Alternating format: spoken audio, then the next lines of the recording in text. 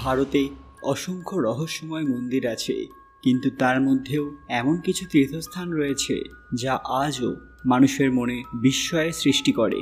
শুধু তাই নয়, বিজ্ঞানকেও হার মানিয়ে দিয়েছে এই মন্দিরগুলি। এর মধ্যে অন্যতম পুরীর শ্রীক্ষেত্র অর্থাৎ শ্রী জগন্নাথ দেবের মন্দির। পুরীতে গেলে এই মন্দির দর্শন করা প্রত্যেকটি পর্যটক তথা ভক্তদের জন্য বাধ্যতামূলক, কারণ ভগবানের দর্শন ছাড়া পুরী ঘোরা অসম্পূর্ণ। কিন্তু এখানে আজও এমন কিছু ঘটনা ঘটে যা আপনারও মাথা ঘুরিয়ে দিতে পারে। আমাদের আজকের নিবেদন পুরীর জগন্নাথ মন্দিরের অজানা রহস্য। ভিডিওতে এগোনোর আগে সবাই অবশ্যই আননোন মিস্ট্রি চ্যানেলটি সাবস্ক্রাইব করে নেবেন। শুধু ভারতের মানুষ নয়, এই দেশের পাশাপাশি বিদেশেরও বহু পর্যটক পুরীর জগন্নাথ মন্দির দর্শন করতে পুরী আসেন। বিশ্বাস করা হয় ভগবান শ্রীকৃষ্ণ শ্রী জগন্নাথ রূপে এই মন্দিরে বিরাজ করেন। তার সঙ্গে শ্রীকৃষ্ণের বড় ভাই বলভদ্রদেব এবং ছোট বোন সুভদ্রাও একই আসনে অধিষ্ঠান করেন।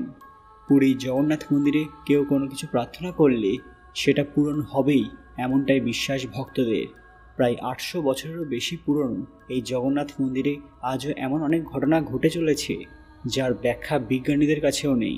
প্রাচীন এই মন্দিরের সঙ্গে জড়িয়ে আছে বহু রহস্য এবং কিংবদন্তি। আজও এমন অনেক ঘটনা ঘটে চলেছে এই জগন্নাথ মন্দিরে। তারই একটি হলো জগন্নাথ মন্দিরে সমুদ্রের শব্দ শুনতে না পাওয়া। পুরীতে সমুদ্রের কাছেই অবস্থিত এই বিখ্যাত মন্দির।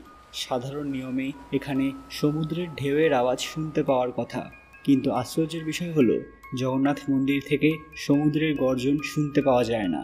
এখানকার সিংহদ্বারের সিঁড়ি পেরোলে কোনো শব্দই কানে যায় না। জগন্নাথ মন্দিরের চূড়ায় লাগানো ধ্বজাটি বাতাসের বিপরীত দিকে ওড়ে। পতাকাটি প্রত্যেক দিন সকালে লাগানো হয় এবং সন্ধ্যায় খুলে নেওয়া হয়। কোনো সাপোর্ট ছাড়াই খালি হাতে মন্দিরের একজন ব্যক্তি দেওয়াল বেয়ে এই পতাকা পরিবর্তন করেন।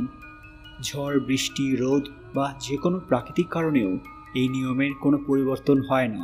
যেদিন এই নিয়মের ব্যতিক্রম হবে তার পরবর্তী 18 বছর মন্দিরের পুজো বন্ধ থাকবে।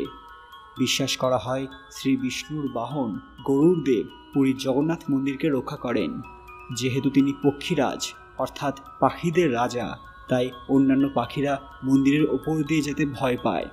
এছাড়াও মন্দিরে রয়েছেন স্বয়ং বজরংবলী হনুমান, যিনি সমস্ত দুষ্ট এবং নেগেটিভ শক্তির হাত থেকে মন্দিরকে দূরে রাখেন। সর্বোপরি রয়েছেন জগন্নাথ দেব, যার কৃপায় সেরে যায় দুরারোগ্য সব ব্যাধি। জগন্নাথ মন্দিরের চূড়ায় একটি বিশেষ চক্র লাগানো আছে, যাকে নীলাচক্র বলা হয়।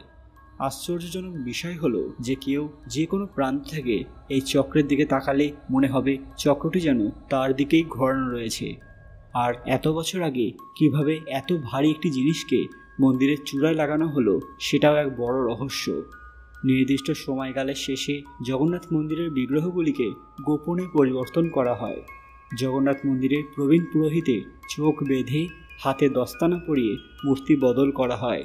সেই সময় গোটা শহরে বিদ্যুৎ সংযোগ বন্ধ করে দেওয়া হয় এবং মন্দিরের বাইরে কেন্দ্রীয় বাহিনী মোতায়েন করা হয়ে থাকে। এর পেছনে কোন কারণ রয়েছে তা আজও মানুষের কাছে অজানা। এই নবকলেবর অনুষ্ঠান আজও মানুষের কাছে সেই আগের মতোই সমান আকর্ষণ। পুরীর জগন্নাথ মন্দিরের রান্নাঘর বিশ্বের বৃহত্তম রান্নাঘর এমনটাই দাবি করা হয়। এর সাথেও জড়িয়ে রয়েছে এমন কিছু কথা যা আধুনিক যুগে মানুষের পক্ষে বিশ্বাস করা কঠিন। এখানকার ভোগ কোনোদিন কম পড়ে না, আবার কখনো বেশিও হয় না। জগন্নাথ মন্দিরটি প্রায় 4 লক্ষ বর্গফুট এলাকা জুড়ে বিস্তৃত এবং প্রায় 214 ফুট উঁচু। অথচ এই মন্দিরের চূড়ার কোনো ছায়া দেখা যায় না, যা সাধারণ বিজ্ঞানের সঙ্গে একদমই মেলে না।